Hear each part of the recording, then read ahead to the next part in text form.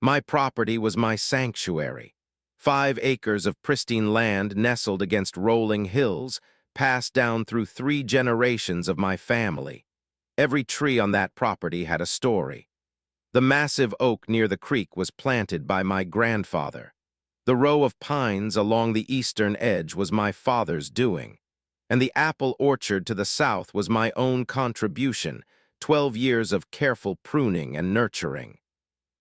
I never intended to join a homeowners association. People moved to this area specifically to avoid such restrictions. We valued our independence, our right to live as we pleased on our own land. That changed last year when the township redrew boundary lines due to population growth.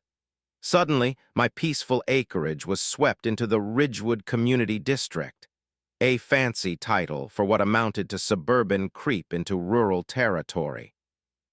The HOA packet arrived in my mailbox with a cheerfully threatening letter.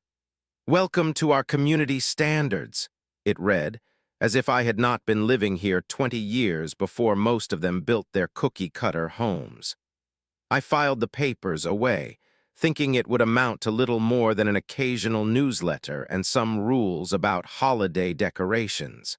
I could not have been more wrong. It began subtly. I noticed the small orange flags first, bright neon markers placed in a straight line along the far edge of my property near where my land bordered the newer developments. They appeared overnight like invasive mushrooms sprouting after rain. I pulled one up and examined it. No markings, no explanation, just a silent claim on what was not theirs to claim. During my Saturday grocery run, I bumped into my neighbor Thomas at the store. He mentioned something that made my stomach drop. "Have you heard about the water access project they are planning?" he asked casually while selecting apples. "What water project?" I asked, immediately alert. "The HOA is connecting all the properties to some sort of shared well system, supposed to help with drought conditions and lawn watering restrictions." He shrugged, as if this were normal. "They have been talking about it at the last few meetings." I had not attended those meetings. I had no interest in their community garden proposals and parking regulations. Now I regretted that decision.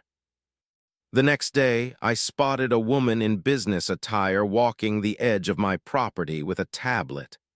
I approached her directly, demanding to know what was happening. "I am Sandra from the HOA board," she said with practiced politeness. "We are just conducting preliminary assessments." "For what purpose?" I pressed. "Resource planning," she replied vaguely. "Nothing to worry about at this point." "Those flags are on my property," I stated firmly. "I did not authorize any assessments." Her smile tightened. "As a member of the Ridgewood community, you have already consented to infrastructure improvements. It is in the bylaws." She handed me her business card and walked away before I could argue further. That night, I scoured the HOA documents, looking for anything related to water rights or access. I found nothing explicit, just vague language about community resources and shared responsibilities. Nothing that gave them the right to enter my land without permission. 1 week later, I was awakened at 6 in the morning by the unmistakable sound of heavy equipment. The low rumble of diesel engines vibrated through my bedroom window. I threw on clothes and rushed outside, still pulling on my boots as I ran toward the noise. What I saw made my blood run cold. A full drilling crew had set up operation at the back of my property. A massive rig was already boring into my soil, churning earth and stone as it delved deeper. Workers in hard hats moved around with purpose, laying out sections of pipe nearby. "Stop this immediately," I shouted, marching toward the nearest worker. "You are trespassing on private property." The worker glanced at me, then pointed toward a man with a clipboard. Talk to the supervisor. I am just doing what I am told. The supervisor, a tall man with a permanent squint, barely looked up from his charts when I approached. Can I help you? Yes, you can help me by removing your equipment from my land right now, I demanded, struggling to keep my voice level. He sighed as if dealing with an unreasonable child. Sir, we have authorization from the Ridgewood HOA for this installation. Everything is perfectly in order. I felt my face flush with anger. I did not authorize anyone to drill on my property. He finally looked at me, his expression a mixture of boredom and condescension. You did when you became part of the HOA. Now, if you will excuse me, we have a schedule to maintain. That was the moment I realized this was not a misunderstanding. This was a calculated invasion. My property rights meant nothing to these people.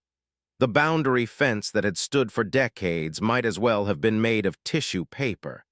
As I watched them continue drilling into my earth without a second thought, I knew one thing with absolute certainty.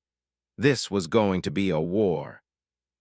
I want to see documentation right now, I demanded, standing my ground as the drilling continued behind me.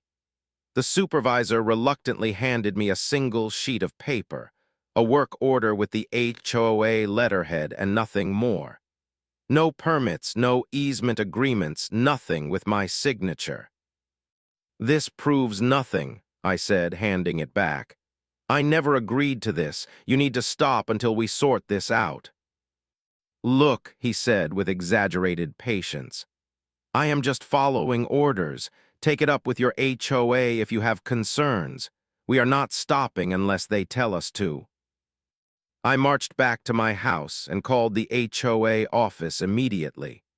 After being placed on hold for 15 minutes, Sandra's voice finally came through the line. I have workers drilling on my property without my consent, I said without preamble. I need them removed immediately. Oh, that must be the water sustainability project, she replied, her tone deliberately soothing. As I mentioned during our conversation last week, this is a community initiative.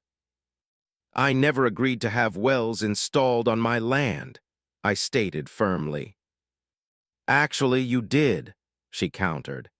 Section 7, Paragraph C of the Community Bylaws clearly states that the association maintains access rights for community water development and infrastructure. It was in your welcome packet. I pulled out the documents again, flipping frantically through pages of dense text. There was indeed a Section 7, but the language was vague at best. It mentioned reasonable access for utility maintenance, but nothing about installing permanent wells on private property. This does not authorize you to drill without my permission, I argued. The board disagrees with your interpretation, Sandra replied coolly. The project has been approved by vote and is proceeding as planned.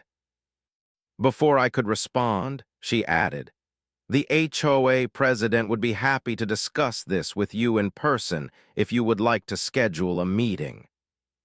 2 hours later, Linda Morgan, the HOA president, arrived at my door. She was a small woman with sharp features and expensive clothing. Everything about her exuded an air of authority that she had done nothing to earn. I understand you have concerns about our water initiative, she said without bothering with pleasantries. Concerns? You are drilling on my property without permission, I responded. She smiled thinly. The board voted unanimously to proceed with this project last month. It was announced in the newsletter and discussed at 3 separate meetings. I never received notification about drilling on my land, I insisted. We do not need individual permission for community improvements, Linda stated, as if explaining to a child. That is the whole point of having an HOA, making decisions for the collective good. What collective good requires multiple wells on my property specifically? I demanded. Your land sits at the optimal junction point for the water table access, she explained with visible impatience. The entire system depends on these connection points. Surely you do not expect us to compromise the water security of 50 families because of your individual preferences. The way she said individual preferences made it sound like a character flaw, as if caring about my property rights was selfish. Over the next week, more crews arrived. I walked my property line daily, discovering new infiltrations each time. One well near my eastern boundary, another close to the creek, a third by the south pasture, each connected by underground pipes that snaked through my soil like parasites. The worst discovery came when I followed the pipe trail and realized one line cut directly under my gravel driveway. They had tunneled beneath my main access point without so much as a notice. I consulted a lawyer named James, bringing my documents and photographs. He reviewed everything carefully before giving me the bad news. HOA law is tricky, he admitted. They do have certain easement rights by virtue of your inclusion in the community. Fighting this could be expensive and lengthy. So they can just take over my land? I asked in disbelief. Not exactly, he hedged. But courts tend to give HOAs significant leeway in infrastructure matters. We could challenge the specific placement and number of wells, but the basic right to access might be upheld. I left his office feeling defeated. That evening, I sat on my porch watching the sunset over land that felt less mine with each passing day. My grandfather had defended this property during difficult economic times, refusing offers that would have solved his financial problems because he believed in keeping the land intact. My father had worked second shifts for years to pay off the mortgage early. And now, a group of entitled neighbors who had moved in less than 5 years ago were treating it like community property. As darkness fell, I made a decision. If legal channels were stacked against me, I would need to find another way to protect what was mine. I just needed to be smarter than them, more determined, more patient. This was my land, and I would not surrender it without a fight. It was a quiet Tuesday morning when the earth gave way. I was in my barn organizing tools, something I did to clear my head when stress mounted. The sound began as a low groan, like the complaint of an old tree in strong wind. Then came the crash, a sudden, violent surrender of soil and stone. I ran outside and stopped cold at the sight before me. A section of my east field had collapsed inward, creating a crater nearly 15 feet across. At its center, twisted metal protruded from the earth. A drilling rig toppled on its side, half buried in loose soil. The crew was nowhere to be seen. They had abandoned their equipment and fled. This sinkhole had formed less than 50 yards from my barn. If the collapse had occurred just a few feet closer, the structure my grandfather built would have been severely damaged or destroyed. The thought made my hands shake with equal parts fear and fury. I grabbed my phone and began documenting everything. I took dozens of photographs from every angle, capturing the depth of the crater, the damaged equipment, the proximity to my barn. I recorded video walking the perimeter, narrating the details and the date. I measured the sinkhole's dimensions and noted how close it came to my structures. That evening, I compiled everything into a detailed email to the HOA board. I included all the images, videos, and a formal demand that all drilling cease immediately due to the clear danger to my property. I expected emergency action. I expected accountability. What I received instead was corporate doublespeak. After reviewing the incident, the reply read, Our geological consultants have determined that natural soil instability in the area was the primary factor in the ground's subsidence. The equipment damage has been noted and will be addressed by our contractors. We appreciate your concern for community safety. Not a word about responsibility. Not a hint of acknowledgement that their unauthorized drilling had compromised my land. They had reframed a man-made disaster as a natural occurrence, as if sinkholes randomly appeared on property that had been stable for a century.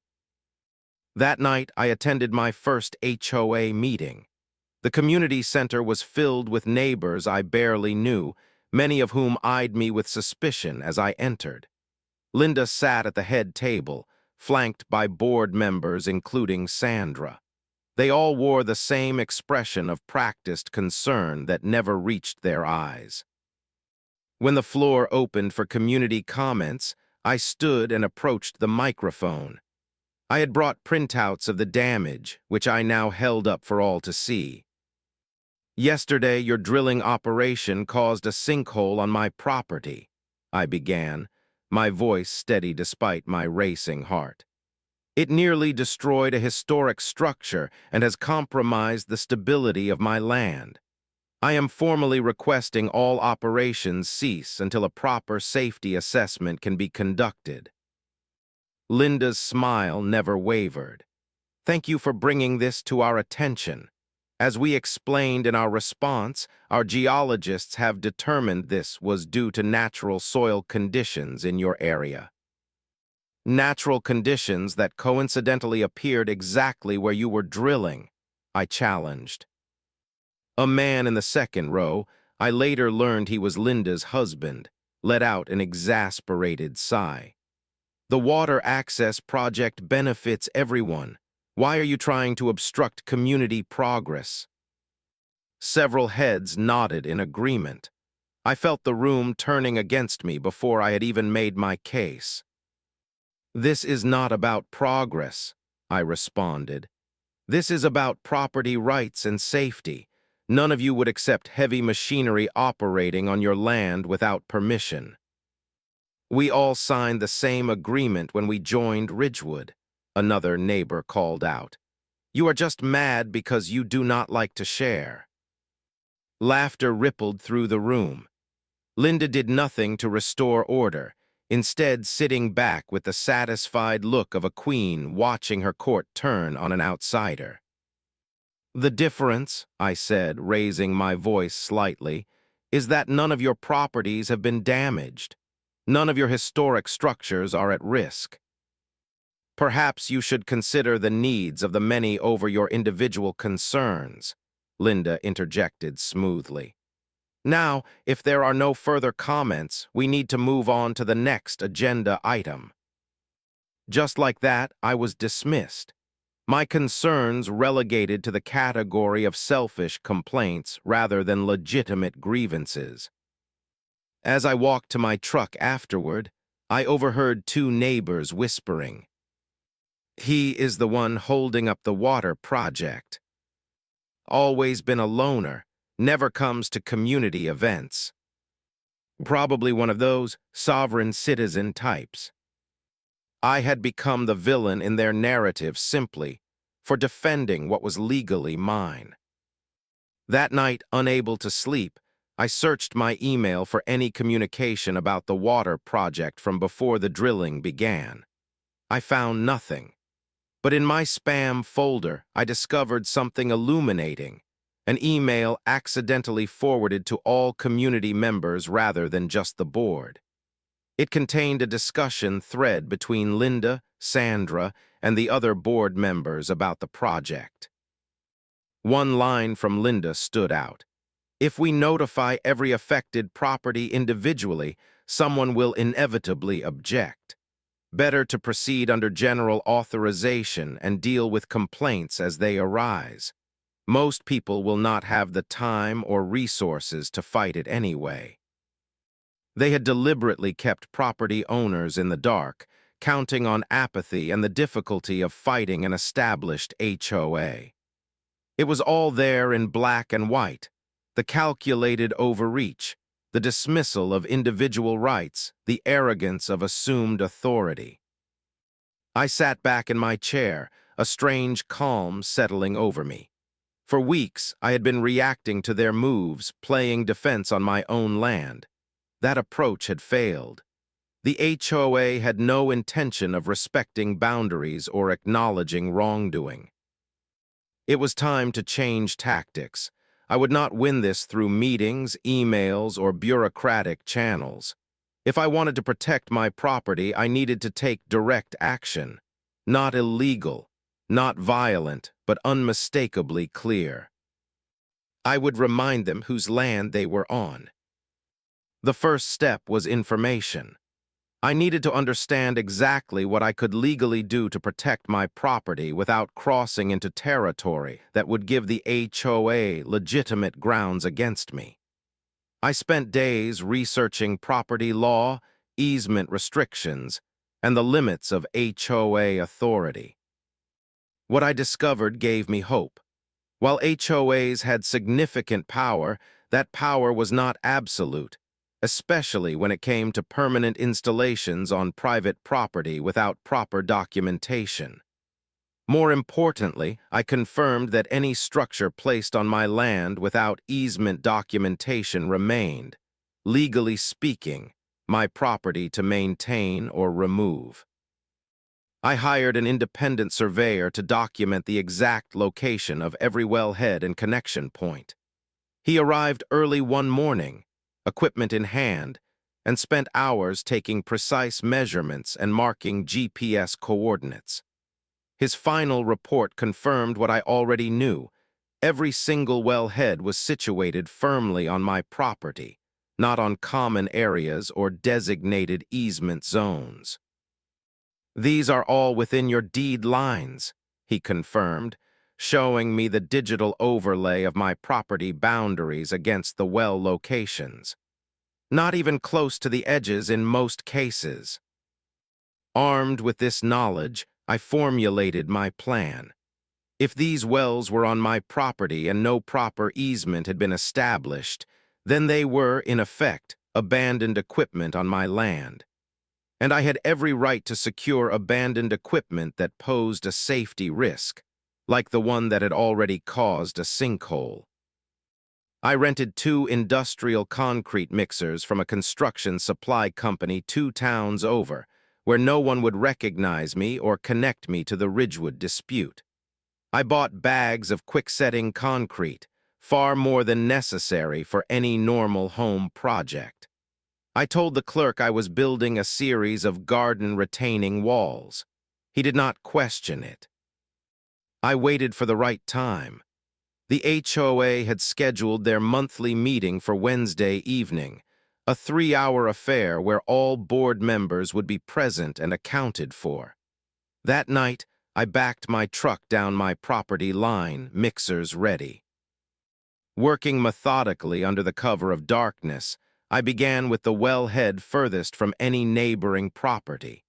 I prepared the concrete mixture according to specifications and poured it directly into the open well shaft.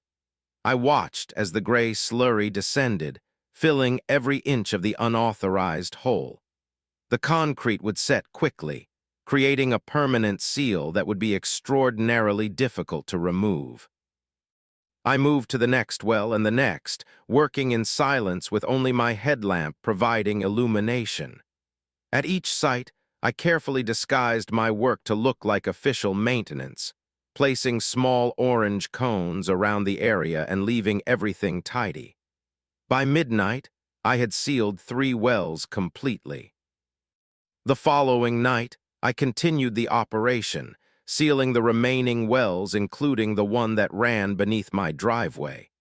For this one, I dug down to expose the connection point, then encased the entire section in concrete.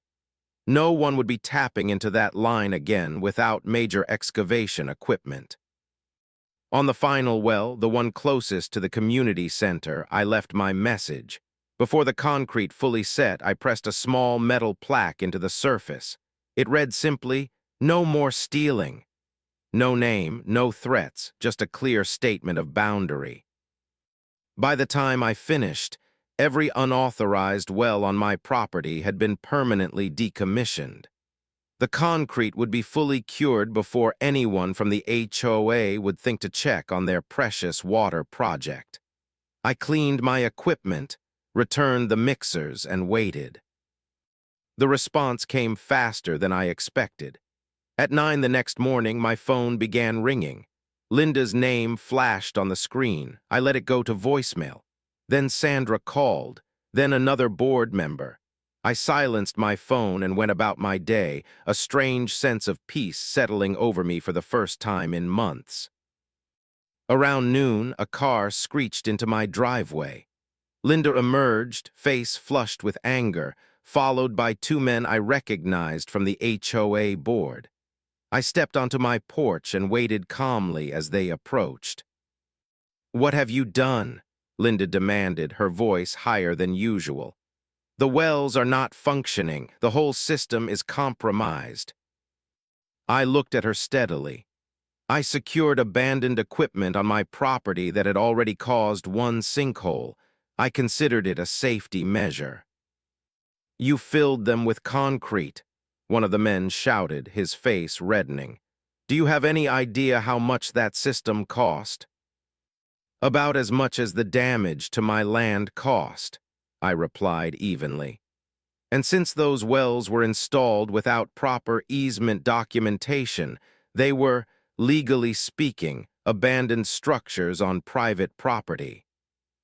Linda's eyes narrowed. "This is vandalism. This is destruction of community property. We will pursue this to the fullest extent of the law." I did not flinch. "I look forward to explaining in court how you drilled on private property without consent, caused environmental damage, and attempted to appropriate land that does not belong to you." For the first time, I saw uncertainty flicker across Linda's face. She had expected me to cave under pressure as I had at the community meeting. She had expected apologies or backtracking. Instead, she found resolve. "This is not over," she warned as they retreated to her car. "Not by a long shot." I watched them drive away, knowing she was right about one thing. This was far from over. But for the first time since the boundary lines were redrawn, I was no longer on the defensive. The concrete in those wells was as solid as my determination to protect what was mine. The official response came by certified mail 3 days later, a thick envelope containing a formal notice of violation from the HOA. The charges were extensive: vandalism of community property, obstruction of utilities, violation of community standards, and creating a hazard. The fines totaled over $5,000, with additional daily penalties accruing until the concrete was removed and the wells restored. The letter concluded with a thinly veiled threat. Failure to comply may result in legal action, including property liens and forced compliance through court order. I filed the letter away with my growing collection of documentation. I knew the fines were toothless without court enforcement, and any court would want to see the easement documentation that the HOA did not possess. A cease and desist letter followed a week later, this one from a law firm representing the HOA. More threats, more demands, more deadline dates. I responded to this one with a simple statement: "Please provide documentation of properly recorded easements for the wells in question. Until such documentation is provided, no further action will be taken." The legal posturing was only part of the retaliation. The social consequences were more immediate and personal. Neighbors who had once waved in passing now turned away when they saw me. At the local grocery store, conversations would stop when I entered an aisle. I overheard snippets as I passed by. "That is him, the one blocking the water project. My garden is suffering because of his selfishness." Linda says our water rates might go up now. I had become the community villain, the obstacle to progress, the selfish holdout. The irony was painful. These people, most of whom had lived here less than 5 years, were treating me, whose family had tended this land for generations, as an interloper. Then the incidents began. I woke one morning to find my mailbox smashed, the metal post bent at an unnatural angle. 2 days later, bags of garbage were dumped at the end of my driveway, contents spilling across the gravel. The following week, I discovered the word selfish spray-painted on my fence in bright red letters. I documented everything meticulously. I took photographs, recorded dates and times, and filed police reports for each incident. The local sheriff's deputy who responded seemed sympathetic but not surprised. HOA disputes get ugly, he admitted while writing up the vandalism report. People take this stuff personally. It is personal when it is your property being violated, I responded. He nodded thoughtfully. Document everything. Get cameras if you do not have them already. I followed his advice, installing security cameras covering my property boundaries and driveway. The footage captured more incidents. A car slowing to throw eggs at my mailbox. Teenagers planting an HOA sign in my front yard late at night. A dog walker allowing their pet to defecate on my lawn while glancing furtively at my house. Small aggressions, all deniable, all designed to wear me down. In frustration, I wrote a detailed account of the entire situation and posted it on a community forum dedicated to HOA disputes. I included photographs of the original drilling, the sinkhole, the lack of documentation, and the subsequent harassment. I was seeking advice, perhaps solidarity from others who had faced similar situations. What I got was something more powerful. The post went viral within local networks. Within days, it had thousands of views and hundreds of comments, most expressing outrage at the HOA's behavior. A local news reporter reached out, asking if I would be willing to share my story on camera. The segment aired during the evening news a week later. Homeowner fights HOA land grab. The reporter presented both sides, of course, but the visuals told the story. The massive sinkhole near my historic barn, the map showing well placements deep within my property lines, the documented harassment afterward. Linda refused to appear on camera, sending a written statement instead that the news anchor read with visible skepticism. The Ridgewood Community Association has acted within its authority to secure resources for all residents. Individual objections must be balanced against community needs. The statement sounded as tone-deaf aloud as it had in their meetings. Public opinion shifted almost overnight. My inbox filled with messages from other homeowners, some within Ridgewood itself, sharing their own stories of HOA overreach. Local business owners offered support. A retired judge sent me contact information for a specialized attorney who had successfully fought similar cases. The HOA had tried to isolate me, to make me feel alone in my stand. Instead, they had inadvertently connected me to a community far larger than their jurisdiction. People who understood that property rights were worth defending, that boundaries mattered, that standing up to institutional bullying was not selfishness but necessary resistance. For the first time since this ordeal began, I felt something beyond anger and determination. I felt hopeful. The HOA wanted to shame me into submission. What they had done instead was turn me into a symbol, and symbols, unlike lonely individuals, are much harder to silence. The attorney recommended by the retired judge was named Elaine Mercer, a formidable woman in her 50s with short silver hair and a reputation for dismantling HOA overreach. When I called her office, her secretary scheduled a consultation for the following day. Elaine did not waste time. She listened carefully as I walked her through the entire situation, occasionally making notes but mostly just absorbing the details. When I finished, she leaned forward across her desk. "They made 3 critical mistakes," she said, tapping her pen against her notepad. "First, they failed to secure proper easements before installation. Second, they caused documented property damage with the sinkhole. Third, they have a paper trail showing deliberate concealment of their plans from affected homeowners." "Is that enough to fight them?" I asked. Elaine smiled for the first time. "It is enough to bury them if we need to, but first let us try a more measured approach." Over the next 2 weeks, Elaine and I built our case methodically. We compiled all documentation, organized chronologically. We created maps showing the intrusion points on my property. We collected the email thread revealing the HOA's intentional secrecy. We assembled the police reports documenting harassment. We secured sworn statements from the surveyor confirming the well placements were well within my property lines, not near boundaries or existing easements.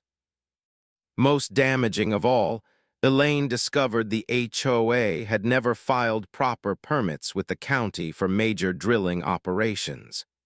They had operated under a general maintenance permit that did not cover new well construction. "This is not just an overreach issue anymore," Elaine explained. "This is potentially a permit violation that the county will take very seriously." With our case assembled, Elaine sent a formal response to the HOA's legal threats. The document was masterfully constructed, professional but devastating. It outlined each violation of property law, each permit discrepancy, each documented instance of harassment. It concluded not with a plea but with our own demand: immediate removal of all claims against me, full restoration of damaged areas on my property, and a public acknowledgement of improper procedure. "We are prepared to file a formal complaint with the County Regulatory Board and pursue civil action for damages if these conditions are not met within 10 business days," the letter concluded. 3 days later, county inspectors arrived at my property. Not at my request. The county had launched its own investigation after receiving anonymous information about unpermitted drilling operations. The inspectors spent hours examining the concrete-filled wells, taking soil samples near the sinkhole, and photographing the entire area. "This is not right," one inspector told me quietly as they were packing up their equipment. "HOAs have certain rights, but this goes beyond reasonable access." The official findings would take time, but the inspector's visit sent immediate shockwaves through the HOA leadership. Linda called an emergency board meeting that evening. Closed door, no community members allowed. But word travels fast in small communities. A sympathetic neighbor who served on a landscaping committee texted me during the meeting. "Total panic in here. Board members asking who contacted county. Linda blaming everyone but herself." The next day, I noticed something significant. The Community Water Initiative section had disappeared from the HOA website. The monthly newsletter arrived without a single mention of the water project that had dominated previous issues. Signs of retreat were beginning to show. Sandra, who had once delivered HOA threats with such confidence, approached me at the post office with visible discomfort. "I want you to know I was just following board directives," she said quietly. "I never personally approved of how this was handled." "Yet you delivered those messages and defended those actions," I responded evenly. She looked away. The board is reconsidering its approach to the water access issue. The board needs to reconsider more than its approach, I said. It needs to reconsider its understanding of property rights entirely. Word reached me that 2 board members had resigned, citing personal reasons that everyone understood to be fear of legal liability. The unified front was crumbling. Linda remained defiant in public, but her position was weakening. At a hastily called community meeting, several homeowners openly questioned the board's decisions regarding the water project. One elderly resident stood up and asked directly, "Did we authorize drilling on private property without proper permits? Because if we did, we could all be liable." The question hung in the air, met with uncomfortable silence from the remaining board members. Linda attempted to redirect the conversation, but the damage was done. The community was beginning to understand the potential consequences of the board's overreach, consequences that might affect their own finances and property values. Elaine called me the following Monday. "The county has issued preliminary findings," she announced. "The HOA was operating without proper permits and exceeded reasonable easement boundaries. The county is giving them 30 days to submit a remediation plan or face significant fines." The HOA had spent months digging holes on my property without permission. Now they were digging themselves into a legal hole from which there might be no easy escape. The official letter from the HOA arrived exactly 29 days after the county's findings. Printed on their formal letterhead, but lacking the customary threatening tone, it included 3 simple statements. First, all fines and violations against my property had been rescinded, effective immediately.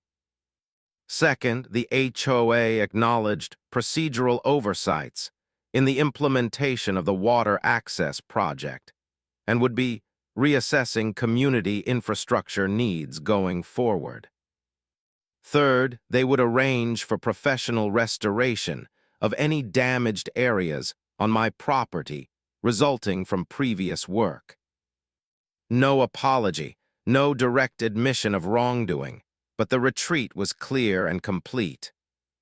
That same week, a notice appeared in community mailboxes announcing an emergency board election. Linda had resigned as president, citing personal reasons and new professional opportunities. Most of us understood the real reason. She could not face the community she had led into a legal quagmire. The county inspectors returned, this time accompanied by a licensed contractor hired by the HOA.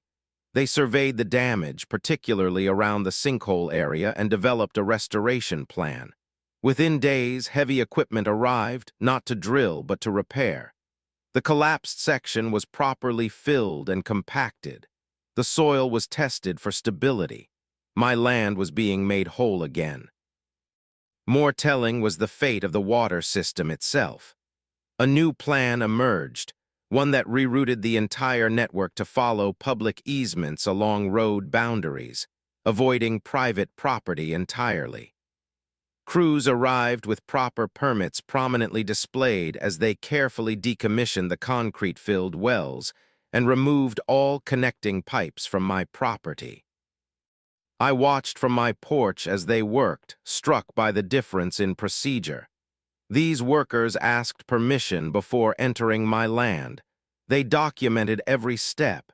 They cleaned up meticulously after each day's work. This was how it should have been from the beginning. With the immediate battle won, I focused on preventing future incursions.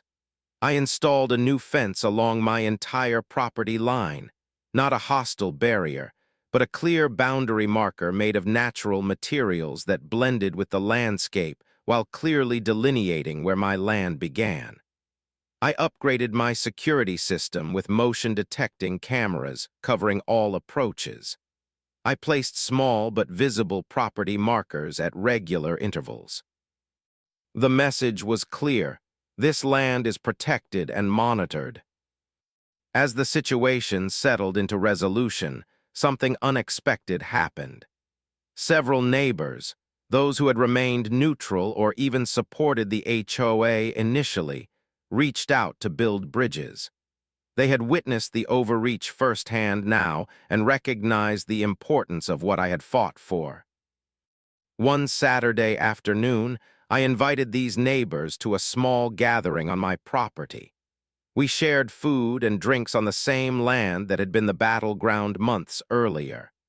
The conversation flowed easily, touching on the controversy but focusing more on the future, a future where neighbors respected boundaries while still building community. "What you did took courage, Thomas,"